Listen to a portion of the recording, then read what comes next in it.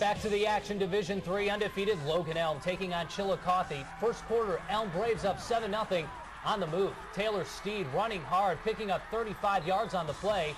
We finish off the drive with quarterback sneak there, Johnny Brown. It's a 14-0 game.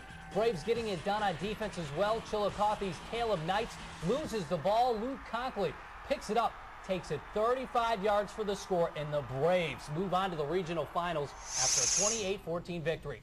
Fifth-seeded Bishop Ready taking on top-seeded Portsmouth West in Division 5.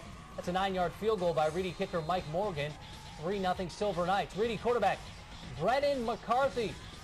McCarty back behind center, spotting Stevie Chrisman for the 22-yard touchdown. More Chrisman this time on the defensive side of the ball. West signal caller Alfie Bricker picked off by Stevie, who does wonders with it. Back to Brennan now. He's going to hand off to Colin Leindinger. 39 yards to pay dirt, and Reedy shuts out West 17-0. Ted Ginn's Cleveland Glenville squad has won the last 3 games against Chuck Kyle's Wildcats, including last year's postseason showdown. First quarter, Glenville back to punt, but St. Ignatius gets the block, and it goes out of bounds. That's a safety, 2-0. Later, 5-0 Iggy. Terrence Owens up top to Michael Edwards.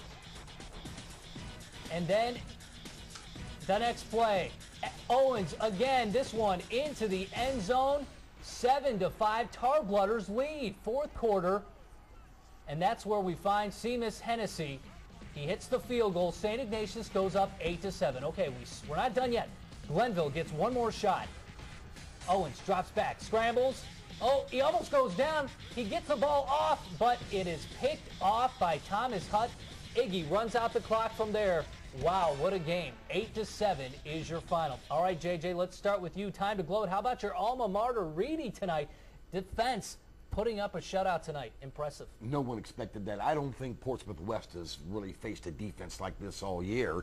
And also, Bishop Ready really came to play. They knew they weren't going to need many points because their defense would stay at home. The one big difference in this was Portsmouth all season long has passed when they wanted to. Tonight they were forced to pass, and it just didn't work out for them. And Jerry, speaking of defense, Iggy really keeping a high-powered Glenville Tarblooders offense in check tonight. What was that? Well, I don't think Ignatius is going to want a rematch on that game. I mean, it's too bad someone had to lose that football game.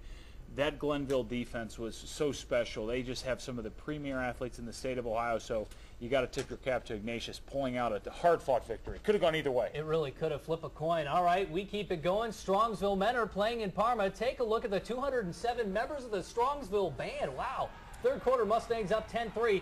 Kellen Pagel to Alex Kovach inside the 5. Same drive, Eric Dworznik with the touchdown, 17-3 Mustangs. Men are trying to answer. Anthony Frecci up top, and no sir, Kovach on defense now, getting the pick. Nice INT there. Menor would make some things happen. Strongsville lining up to punt. Ryan Mack comes up with it off the block. That was about it, though, for the Cardinals. Strongsville wins it 17-3. Division III, DeSales, the venue for Sheridan against Eastmoor. 10 minutes left in the first half. Eastmoor quarterback Malon Johnson hooks up with Alex Coleman for a 27-yard touchdown. 7-0 Warriors. 14-0 at the break. We move to the third. Eastmoor's Touche Hopkins takes the reverse. He goes the distance, 68 yards on the trick play, 21-0 Warriors. And how about this? Archie Griffin on hand to watch this one. He's an alum. 28-6, an upset. Warriors win it. There's Archie in the blue. Hillier-Davidson beat Worthington-Kilbourne by a touchdown back in October. Saturday in Dublin, the Wolves were looking for some payback. Davidson playing some good defense here. Adam Frazier with the interception. The Wildcats capitalize on the turnover. Frazier on the very next play, in for the touchdown. Davidson leads it 10-0.